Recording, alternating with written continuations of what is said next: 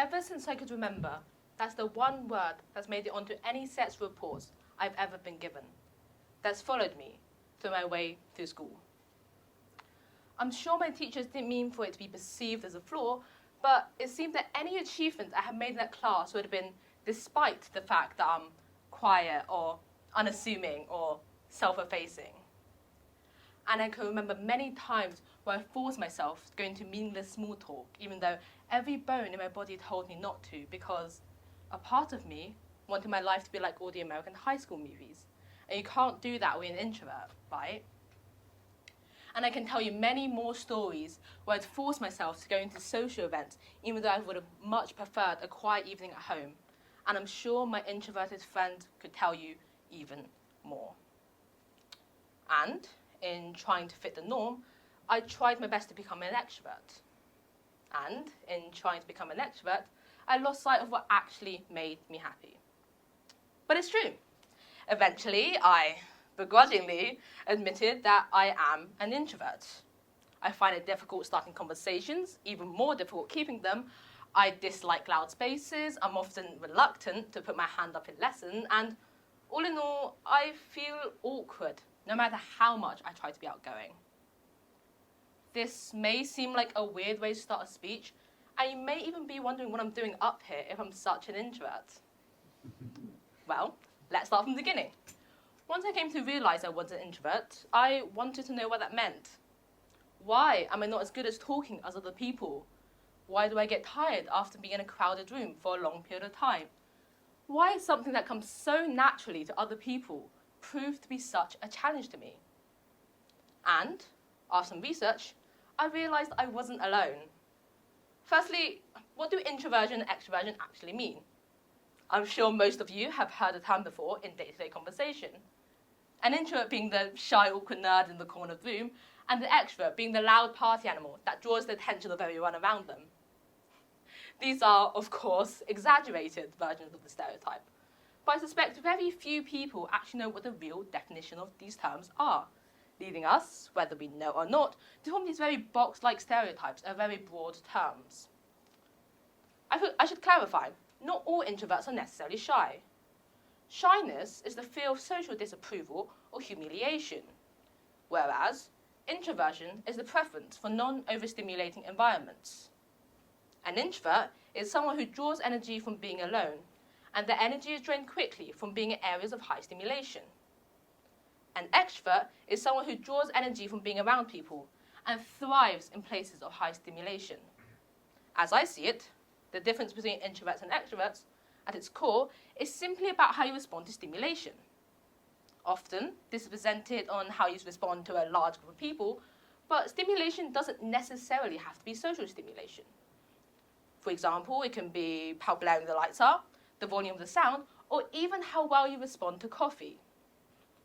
As Carl Jung, the psychiatrist and theorist who coined the terms introversion and extroversion, said, every individual possesses both the mechanism of introversion and that of extroversion.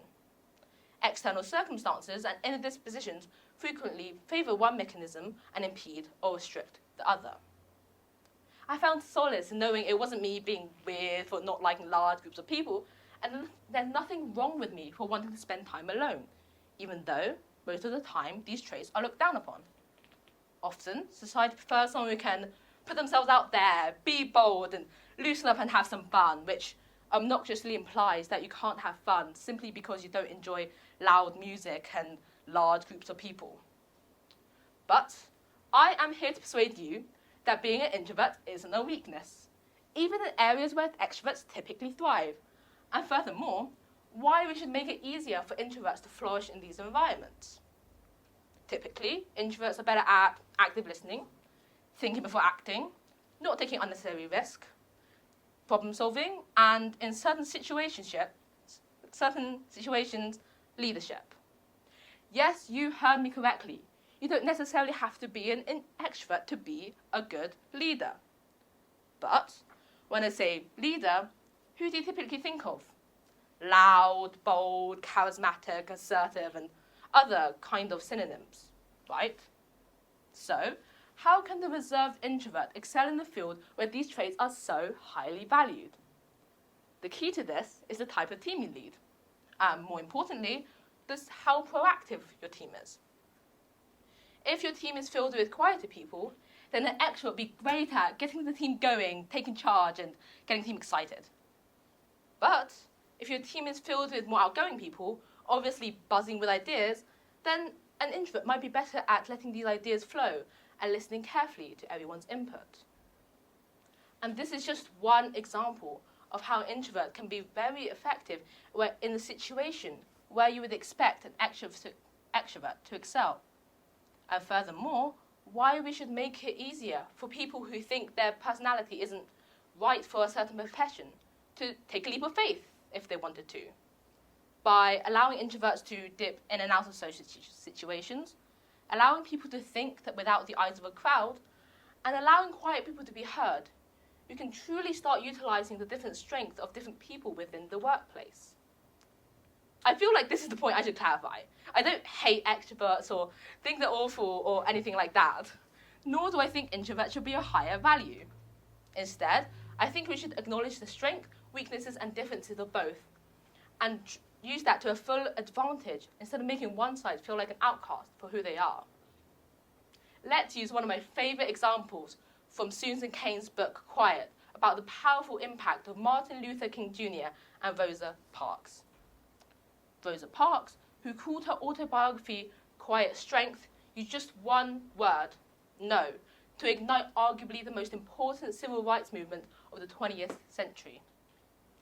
And Martin Luther King, who was able to stand in front of a crowd and make one of the most famous speeches in history that inspired an entire nation. The powerful collaboration of Martin Luther King Jr. and Rosa Parks created a truly formidable duo that went on to change the history of America forever. And this is just one example of how the collaboration of introverts and extroverts can create an immense effect if you don't diminish the strength of one overly in favor of the other. And as I came to realize this, the less I worried about not having a large group of friends, because I realized my small friendship group meant that I could focus more on the closer relationships I had to people. The less I felt guilty about enjoying the time I spend alone, more than I ever could with a large group of people, and being able to find beauty in that. And the more I valued my love for problem solving and completing projects alone. So, let's go to the beginning. How can I be up here if I've just spent the last 10 minutes talking about what an introvert I am? Well, I think this quote from Susan Cain's book, Quiet, sums it up really well. If you can find something that arouses your passion or provides a welcome change, you can forget yourself for a while. And when you can forget yourself, what you can do isn't limited by your personality. Thank you for listening.